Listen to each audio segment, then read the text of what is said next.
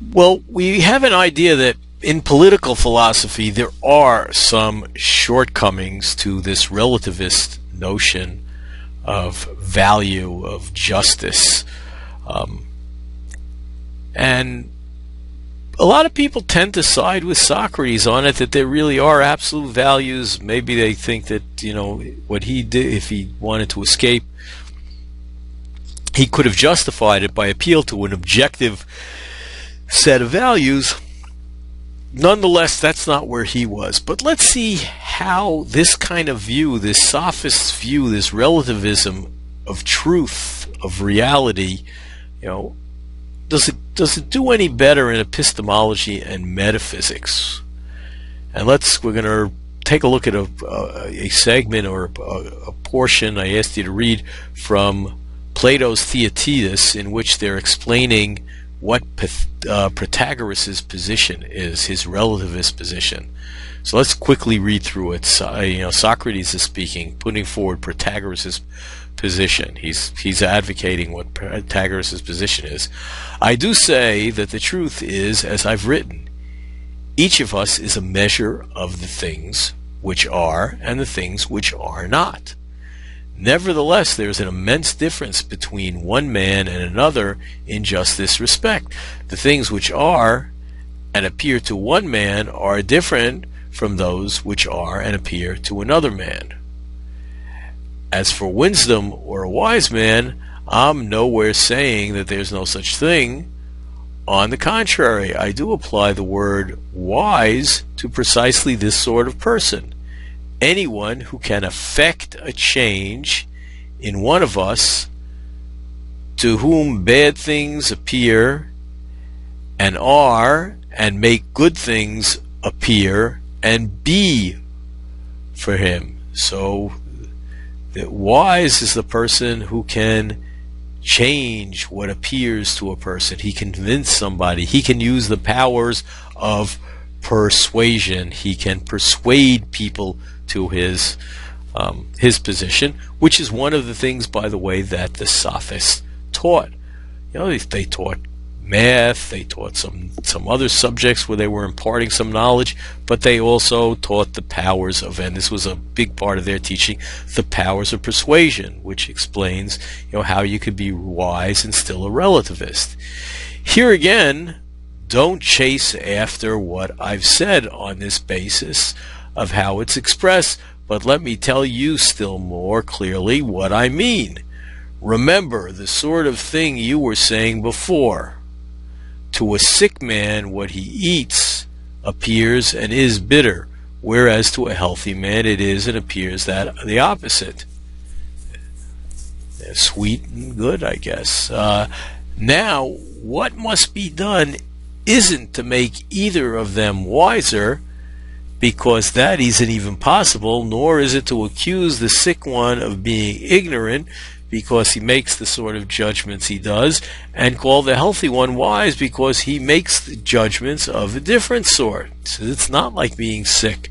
It isn't there's some kind of expertise involved.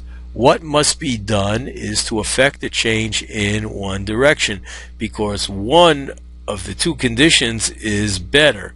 In education, too, in the same way, a change must be effected from one of two conditions to a better one. But whereas a doctor makes changes with drugs, a sophist does it with things he says. So the doctor cures with drugs, the sophist with words. It's not that anyone ever makes someone whose judgments are false come later on to judge what's true. After all, it isn't possible to have in one's judgments the things which are not, or anything other than what one's experiencing, which is always true, right? Whatever you believe is true, whatever you perceive is true. What does happen, I think, is this: when, because a harmful condition in his mind, what does happen, I think, is this: when, because of a harmful condition in his mind, someone has in his judgment things which are akin to that condition, then by means of a beneficial condition, one makes him have in his judgment things that are that same sort, appearances which some people, because of ignorance, call true. But I call them better than the first sort, but not at all truer. It's what a sophist does. He can convince people of something. So it's not that they're making the true false or getting to the guy to the truth, because whatever he believes is true. And as for the wise Socrates, because he's trying to explain how you can have wisdom where there is no truth, I'm nowhere near calling them frogs. Don't get that, not sure what that means.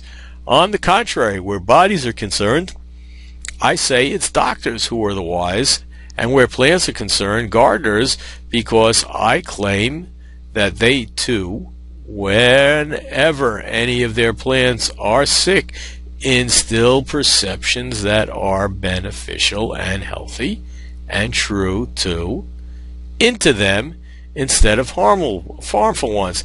My claim is, too, that wise and good politicians make beneficial things instead of harmful ones, seem to their states to be just. Right? They convince their states of things. If any sort of thing seems just and admirable to any state, then it actually is just and admirable for it, as long as that state accepts it. But a wise man makes beneficial things be and seem just and admirable to, makes them seem just and admirable to them, instead of any harmful things which used to be so for them. And according to the same principle, the sophist is wise too.